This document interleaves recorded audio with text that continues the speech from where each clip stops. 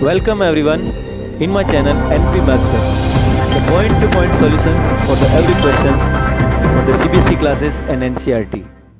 अगला क्वेश्चन देखिए अपना सेकंड पार्ट इसका y less and equal to -3, y का मान -3 के बराबर और -3 से छोटा है। इसको अपने को असमीका को अपने ज्यामितीय विधि से निर्धारित करके और हलों का समुच्चय लिखना है। ठीक है बेटा, तो क्या करें, सबसे पहले इसमें ये अपन असमीका को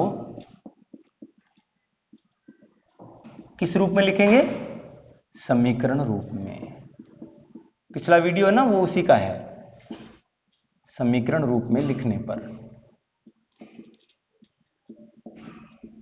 तो देखिए ये हो गया y इक्वस टू -3, यहां तो कोई दिक्कत नहीं। इसके बाद आपको इसका ग्राफ बनाना है। देखो यहां पर अगर हमारे पास दोनों चर होते x तथा y होते तो अपन क्या करते, एक बार x बराबर 0 रखते तो y अक्ष पर उसका कटान बिंदु आ जाता, एक बार y बराबर 0 रखते, y बराबर 0 कहां होता है? पूरी x एक्सिस पर, तो उस रेखा का x अक्ष पर कहां कटान बिंदु वो आ जाता। अपने पास तो केवल एक ही चर है, तो एक ही चर होता है तब आप क्या कहते हो, y बराबर -3। तो पहले ये देखो मूल बिंदु के निर्देशांक 0,0, ये हो गया आपके x अक्ष, x डैश अक्ष, y अक्ष, y डैश अक्ष। y का मान -3 कहां होगा? नीचे की दिशा में, तो ये हो जाएगा आपकी देखिए -1, -2, -3, इस जगह हो गया। अब ये y का मान -3 वाली जो ग्राफ होती है, लाइन होती है, रेखा होती है, वो कहां होती है? वो हमेशा x अक्ष के समांतर ये होगी। तो ये क्या होगा? x अक्ष के समांतर तथा y बराबर -3 बिंदु से गुजरेगी। यानी ये जो रेखा है अपनी, ये क्या होगी? x अक्ष के तो समांतर होगी, जब केवल y निर्देशांक हो तो x अक्ष के समांतर होगी, y बराबर -3। ऐसा क्यों हुआ? क्योंकि आपने यहां पर क्या रखा, जैसे ही y का मान 0 रखा तब तो इस देखो यहां पे कोई सॉल्यूशन नहीं निकला, लेकिन आपने क्या रखा, x बराबर 0 रखा,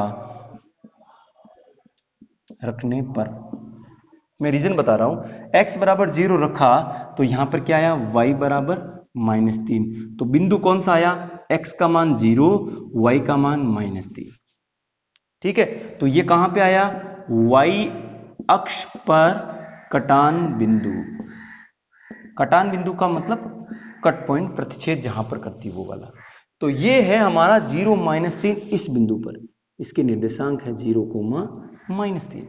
तो अब आपने कहा कि ये बिंदु है वो y अक्ष को एक ही बार कट करती है और x अक्ष को कट नहीं करेगी। किसके समांतर हो जाएगी? x एक्सिस के समांतर हो जाएगी। अब बात करते हैं अपन इसका हल क्षेत्र या समुच्चय अपना कहां होगा, मूल बिंदु की तरफ होगा या मूल बिंदु से विपरीत होगा। तो अपन क्या करेंगे,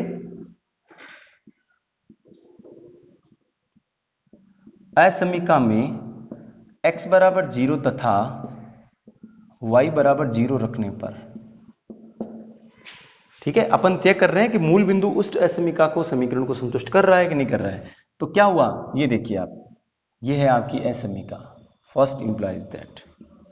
तो ये जैसे ही y की जगह 0 रखा तो ये हो गया 0 लेस इक्वल टू -3। 0 का मान -3 से छोटा है, तो क्या ये बात सही है? ये नहीं है। क्यों? 0 का मान तो क्या होता है, माइनस वाली संख्याओं से बड़ा होता है। तो आप क्या कह सकते हो, मूल बिंदु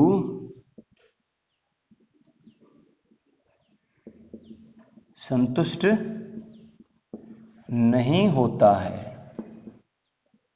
ये गलत है ना, इसलिए ये मूल बिंदु संतुष्ट नहीं होता है। अतः जो हल क्षेत्र होगा वो किधर होगा? मूल बिंदु से विपरीत दिशा, यानी वो मूल बिंदु की तरफ नहीं होगा, मूल बिंदु से दूसरी दिशा में होगा, तो कहां हो जाएगा बेटा? देखो ये है अपना मूल बिंदु, ऊपर की तरफ अगर ये संतुष्ट करता तो हम उधर हल क्षेत्र बना देते, पूरे इस तरह से भाग में नहीं कर रहा है, इसका मतलब इसका हल क्षेत्र कुछ इस तरह से होगा। समझे मेरी बात अच्छे से? ये देखिए, तो ये इस दिशा में यहां पर इसका हल क्षेत्र हो जाएगा। ठीक है, स्क्रीनशॉट ले लें, वीडियो को पॉज करके